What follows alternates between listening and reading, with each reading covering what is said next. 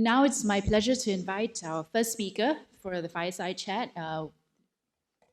Actually, our first speaker does not need much of an introduction, but I will do it anyway. He's a diplomat, lawyer, professor, and author. And that's just on his Wikipedia page. Please welcome our Ambassador at Large at the Ministry of Foreign Affairs and Emeritus Professor of Law at the National University of Singapore, Professor Tommy Koh.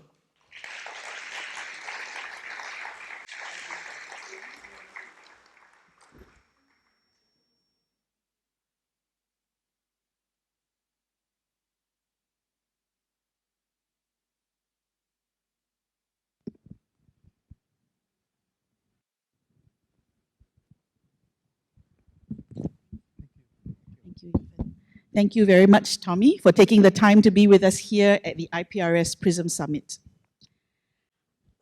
I think I speak for everyone in this room that it's such a privilege to have you here in person.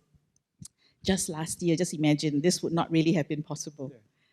So as we continue to respond to COVID-19 and recover in business and society, recover from it, what did you learn about PR and communications from the way different governments responded and managed the COVID-19 crisis? Thank you, Vanessa. And I want to thank IPRS, in particular my guru, Arun Mahithan, for inviting me to be with you this morning. I also want to thank Jod Moy and her obedient husband, Victor, for having been very kind to me. We live in a very troubled world. We are simultaneously faced with a climate crisis, the consequences of Russia's war against Ukraine, and we're still recovering from the COVID-19 crisis. I think we should try to learn from every crisis. So during the past 2 years, I've been looking at the behavior of different governments in their response to the COVID-19 crisis. And these are the 5 lessons I've learned. Lesson 1, governments which respect the facts do better than some governments that don't respect the facts. Lesson 2, governments that respect science do better than some governments that don't respect science. 3, governments which are open and transparent do better than governments which are opaque and inscrutable. Lesson 4, governments which give their people timely and accurate information do better than governments which either delay or hide bad news from their people. And the final lesson I learned is that governments do better if they enjoy the trust of their people than governments which are not trusted by their people. Okay, thank you, Prof. Koh. You mentioned at the start that governments which respect facts and science do better. In today's hyper-social and connected world, the internet gives us a mountain of information. Have you any observations on how maybe some governments or organizations have successfully cut through all that, to get their messages heard? Repeat the question. Yeah, there's so much information and misinformation out there nowadays, right, with social media, etc. Do you have any observations on how some organizations successfully cut through that clutter and get their messages out there? I give an example of good practice.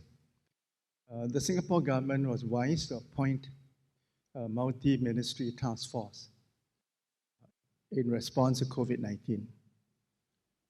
And the 3 ministers, Gan Kim Yong, Lawrence Wong, and Ong Yi Kang, at the height of the crisis, used to meet every day in a press conference. So this institution, the MTF, embodies, in my view, some lessons I've already referred to, which is transparency, accountability, and because of this, they were trusted by the people. So when they recommended people to wear masks, I think with very few exceptions, people wore masks.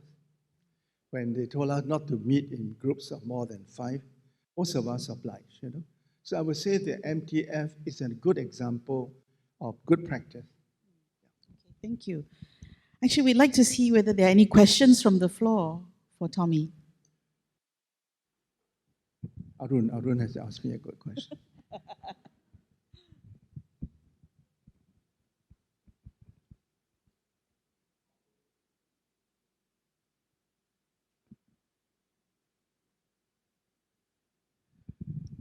As Prof. Co's slave, I'm always ordered to ask questions, but today he said Can't hear you. Speak embarrassment. louder. Can you hear me now? Yes. Okay. No, as Prof. Tommy Co's slave, I'm always ordered to ask a question, but today he spared usual term, ask a brilliant question. So I will be just asking a question. I think the follow-up on what Vanessa said, there are so many voices, right? Should each issue have some prominent voice in each country so that in the cacophony of so many voices, some voices become trusted and some voices which are authoritative? Is this something that governments should cultivate and give opportunities not only for government ministers, but also the civil society leaders? They should be given the opportunity, they should be put up there on the pedestal along with the government voices. Do you think there's a role for civil society to play? Thank you. Let me give you another example. It's not exactly civil society, but during the COVID-19 crisis, if you look at the situation in America, you had a president who did not respect facts or science and had some weird ideas about what are the cures for COVID-19. Alongside President Trump, you had Dr. Fauci, the longtime head of the National Institute of Infectious Diseases. And Dr. Fauci gave accurate information to the American people. And it was to him that the American people listened, not to President Trump. So that's an example where the political leader was not trusted by the people, but this expert, Dr. Fauci, was trusted by the people. And Dr. Fauci briefings were taken more seriously by the public than that of the president. Any other questions from the floor? That wasn't challenging enough. I need a more, Give him a more challenging question. Would anyone like to ask Prof. Co a question? If not, I can ask you one. You know, you're a long-time diplomat, and you're now the ambassador at large as well. In your many, many decades of diplomatic service, do you see a similarity or difference between the role of a diplomat and us as PR and communications professionals? It's a good question, and I've often been thinking, is what I do similar to the work of a PR practitioner? And I would say that that diplomacy is, in fact, a branch of public relations. Why do I say that? My job as a diplomat, whether I'm serving in a country like the United States or serving in an international organization like the UN, is to first put across my government's message and to amplify it, which is what you do. Secondly, it is my job to persuade my constituencies, which there could be several, to believe in our message. Yeah? And third is to enhance the brand of my country.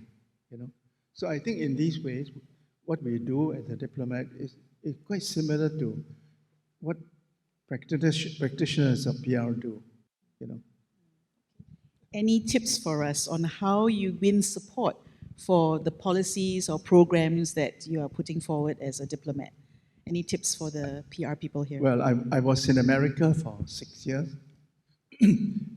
I was in a different America than America today. Yeah?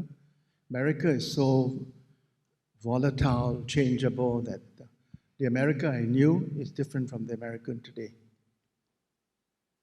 Relations between the two parties when I was there were cordial, even collegial. They may fight each other during the day, but they get together for dinner, their wives are friends, and whenever my wife and I entertained, we made sure that we equal number of guests from the Democratic Party and the Republican Party. And they were happy to join in the dinner, you know. That's over. Now the relationship between the two parties is toxic, and they regard each other as enemies. But so I say I served in America during a golden period.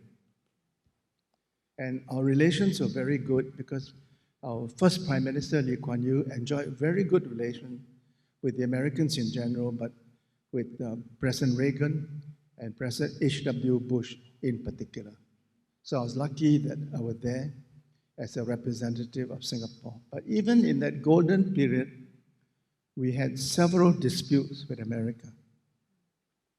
So I want to tell you what I had to do as a diplomat when there's a dispute between my country, my government, and my host country. There were 3 disputes during my tenure, the most serious of which is Singapore's decision to expel an American diplomat from Singapore, Mr. Hendrickson. The Singapore government accused him of interfering in our domestic politics and acting in breach of international law, meaning the Vienna Convention on Diplomatic Relations. Americans said nothing doing that. What Mr. Hendrickson did was part of his job, being in touch, not just with the government, but members of the opposition. This is his job. And as you know, Americans believe so strongly in promoting democracy all over the world. So there was a disagreement between our two governments, and it got quite ugly, I would say, you know. And I was recalled from Washington. I remember sitting in Parliament for a whole week, listening to the debate.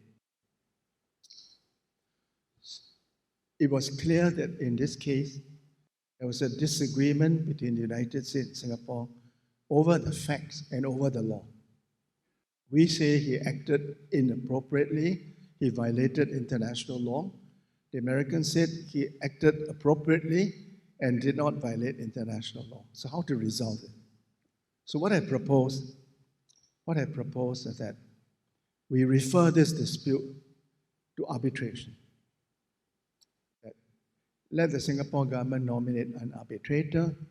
We invite America to nominate an arbitrator, and let the two arbitrators then pick a neutral chairman.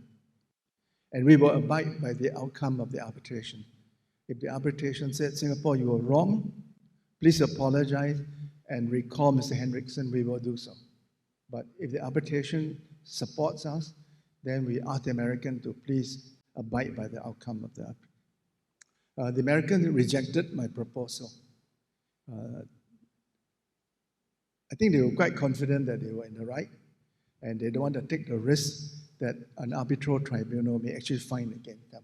But by proposing this